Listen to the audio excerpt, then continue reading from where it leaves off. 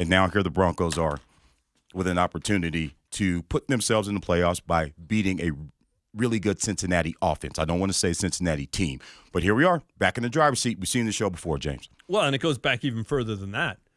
Mike Shanahan got fired because they blew a 3-game lead with 3 games to play in 2008. That was 8-8. They finished 8-8 that season? They were 8-5, finished 8-8, missed the playoffs. He got fired.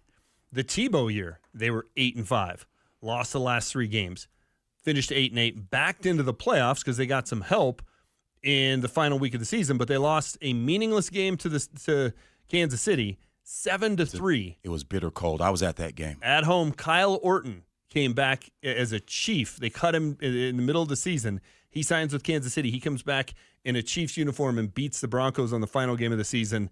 They still backed in, but that was not the way anybody wanted it to happen. It's not unprecedented. It's not. They got a break yesterday with the Chiefs winning because now that game in Week 18, even if the Broncos lose on Saturday to the Bengals, all they got to do is beat a Chiefs team that, yes, they'll be 15-1, but they have nothing to play for.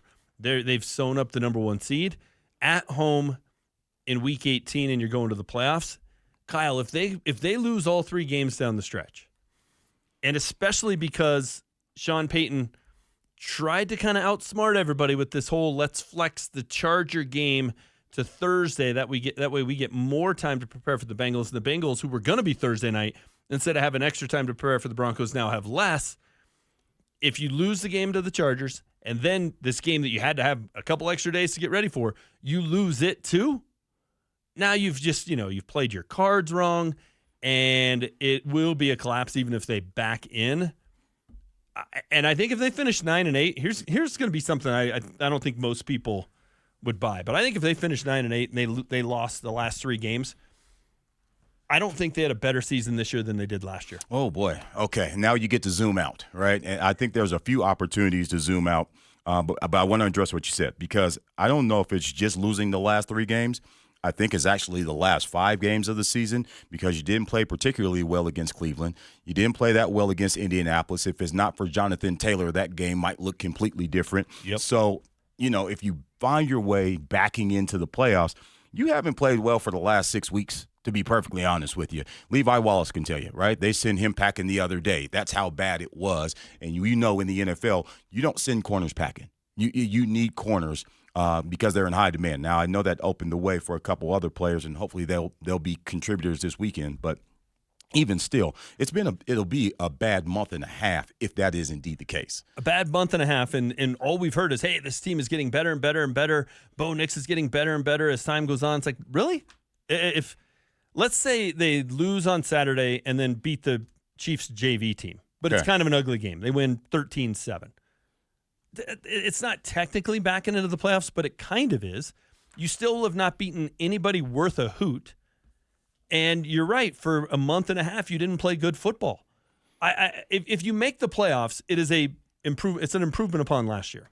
But if you go 9-8 and miss the playoffs and don't beat anybody on your way to 9, last year you were 8-9, just missed the playoffs. You won at Buffalo. You beat the Chiefs. Like, there were some things last year to build upon. There were some things of like, hey, these are stepping stones. What really is there if you finish 9-8 and miss the playoffs? If you get in and get blown out, it's still something to build upon. You made the postseason. Yes. If you miss the playoffs, do you feel like there's a ton to build upon? Well, you don't get the NFC South next year. Oh, yeah, no doubt. Well, I think you'll feel disappointed, right? And I can count on the text line to do this, but we'll earmark this, right? And maybe come back to it because if they do back into the playoffs or even miss the playoffs, we'll all sit back and say, well, at least they found a quarterback. Well, they improved their record by a game. Well, and we'll start the excuse-making process, right?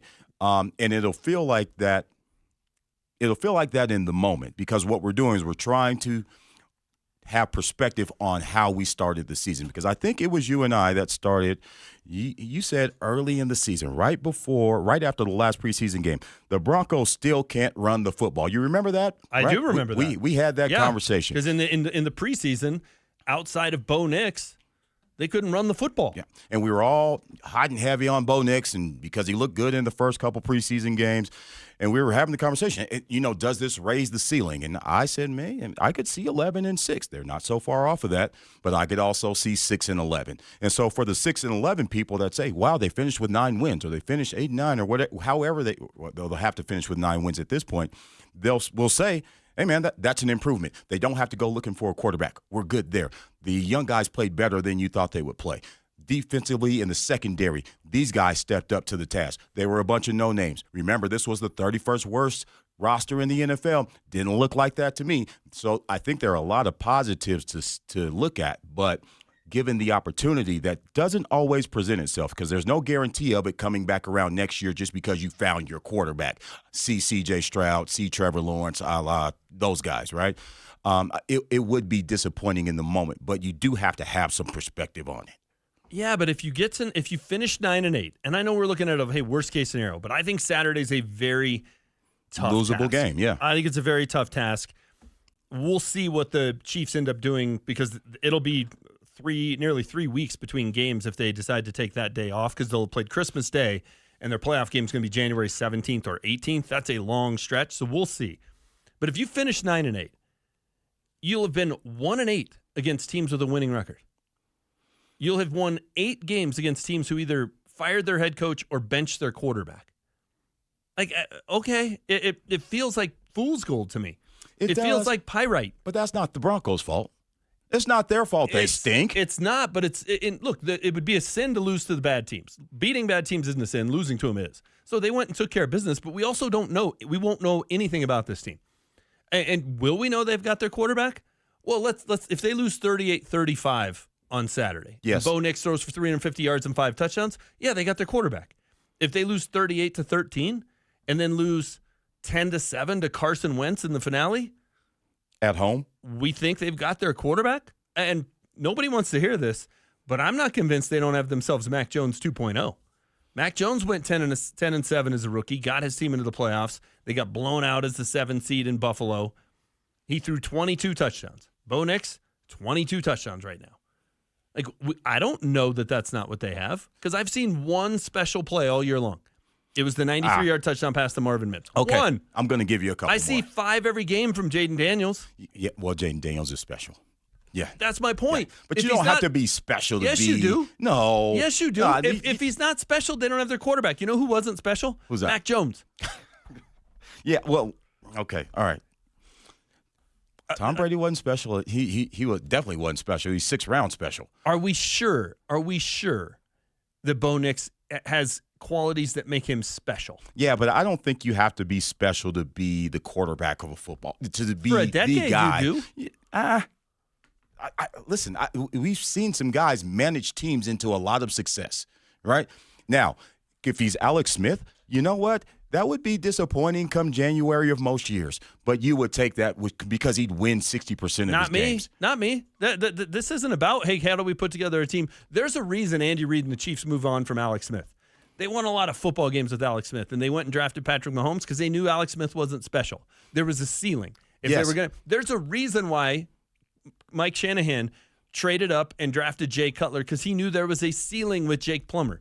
And Jake Plummer is a hell of a lot more special than what we've seen from Bo Nix at this point. Yeah. If you don't have a special guy at that position, Kyle, you can't win year in and year out. I think we discount how special is, right? How hard it is to actually win a championship. Tell me who is actually – Lamar Jackson is special. He is. Patrick Mahomes is special. More than half of the league, I would say, is not special. Agreed. And all those teams should be trying every year to go find another one. Don't talk yourself into, well, we can't do any better than Daniel Jones, so we're going to give him $120 million or whatever it is.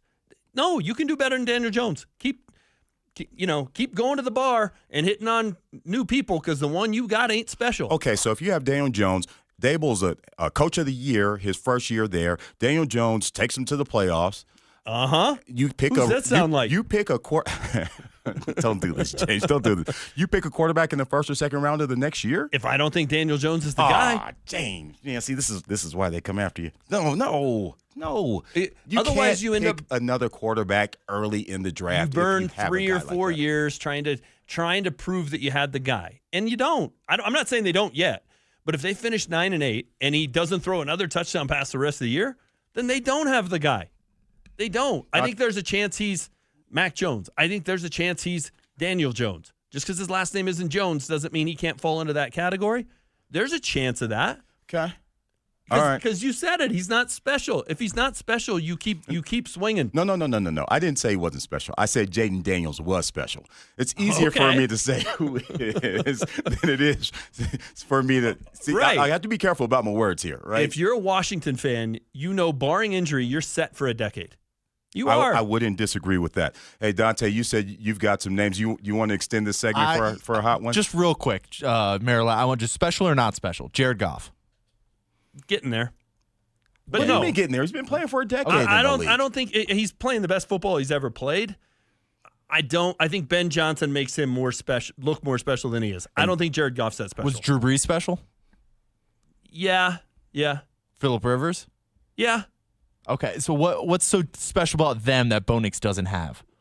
Oh, wait a minute. Are you putting Bo Nix in the category of Drew Brees? I'm putting him in the category of not any like physical specialty, but because I don't think Drew Brees had any like physical specialty. I don't think Tom Brady had any like physical specialty. Same with Phillip Rivers. But I think they were all great quarterbacks, so I think Bo Nix could fit into that category too. And your team can go to the AFC and the NFC championship and in Drew Brees' case, win a Super Bowl. And I don't think anybody would be surprised if the Lions went to the Super Bowl this year, if they were a little healthier, you're not or last wrong. year even. You're not wrong. There's not a lot of special quarterbacks. We can probably count them on one hand, right? It's Mahomes. It's Josh Allen. It's Lamar Jackson. It's Joe Burrow. There's going to be a special quarterback on the field on Saturday.